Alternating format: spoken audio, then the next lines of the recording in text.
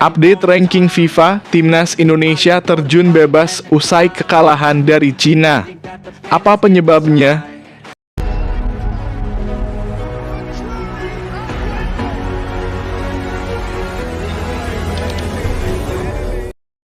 Timnas Indonesia harus mengalami penurunan peringkat FIFA usai dikalahkan Cina.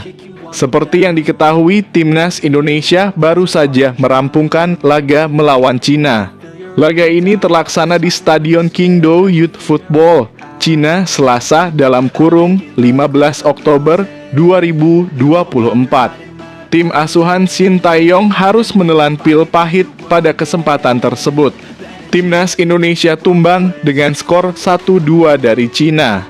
2 gol tim tuan rumah lahir pada babak pertama. Gol-gol tersebut dicatatkan atas nama Behram Abdulli 21 dan Chow Yuning 44. Sedangkan gol sematawayang Timnas Indonesia dicetak oleh Tom Haye. Hasil ini membuat Timnas Indonesia gagal memperbaiki posisinya di klasemen grup C putaran ketiga kualifikasi Piala Dunia 2026 zona Asia. Skuad Garuda sementara masih tertahan di peringkat kelima dengan raihan 3 poin dari 4 laga. Cina tepat berada di bawah Timnas Indonesia dengan raihan poin sama. Sementara itu, kerugian bagi Timnas Indonesia tak hanya sampai di situ. Rafael Struijk DKK juga harus kehilangan banyak poin FIFA dari kekalahan ini. Dilansir dari VOT Ranking, Timnas Indonesia kehilangan sebanyak 9,69 poin. Timnas Indonesia lalu turun sebanyak 3 peringkat ke posisi 130 dengan jumlah poin 1118,87.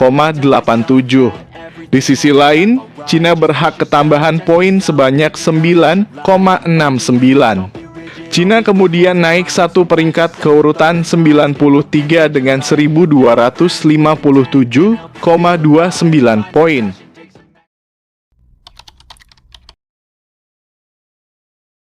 Ketua Umum PSSI, Erick Thohir, berkomitmen untuk melakukan evaluasi menyeluruh setelah Timnas Indonesia menghadapi Cina dalam laga kualifikasi Piala Dunia 2026 zona Asia yang berlangsung di Stadion Qingdao pada Selasa, 15 Oktober 2024.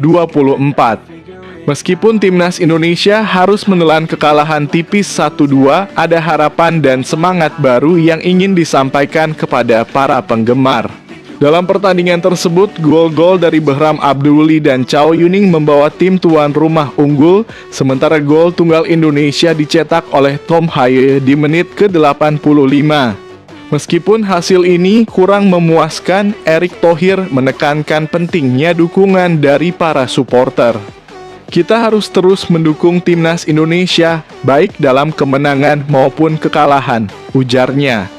Evaluasi ini tidak hanya akan berfokus pada laga melawan Cina, tetapi juga pada pertandingan sebelumnya melawan Bahrain, di mana tim Merah Putih bermain imbang 2-2. Erick berencana untuk menyusun langkah-langkah perbaikan yang konstruktif setelah tim kembali dari Cina menunjukkan komitmen untuk kemajuan yang lebih baik di masa mendatang.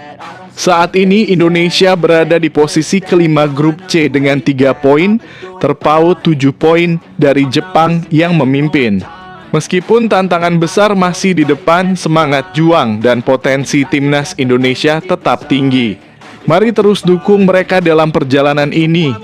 Timnas kita membutuhkan setiap dukungan agar dapat kembali bangkit dan memberikan performa terbaik di laga-laga selanjutnya. Kita semua percaya dengan evaluasi dan dukungan yang solid, Timnas Indonesia bisa mencapai hasil yang lebih baik di pertandingan mendatang. Ayo, tetap semangat. Garuda tetap di hati kita.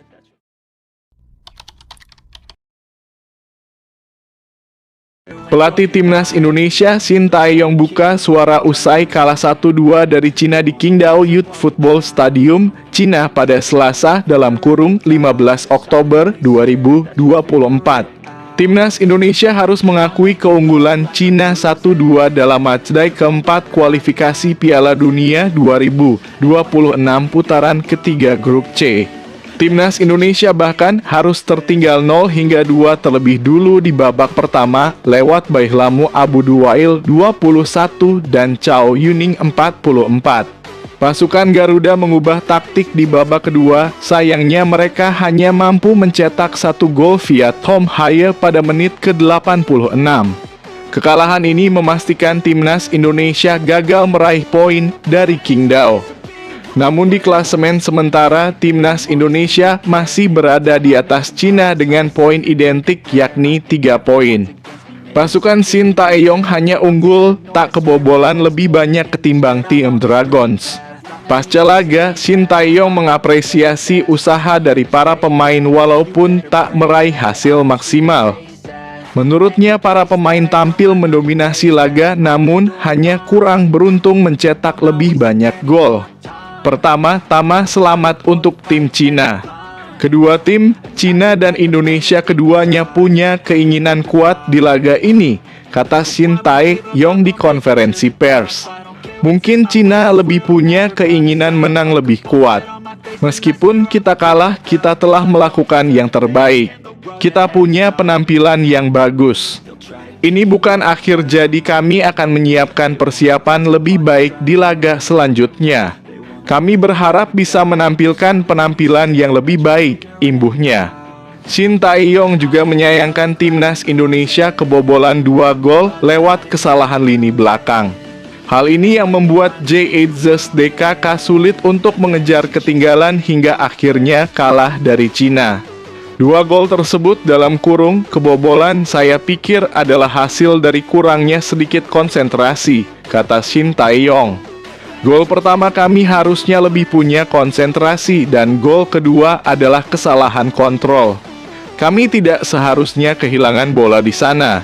Jadi saya pikir kita tidak benar-benar fokus saat kehilangan bola dan kemudian berujung kepada Cina bisa cetak gol, tambahnya.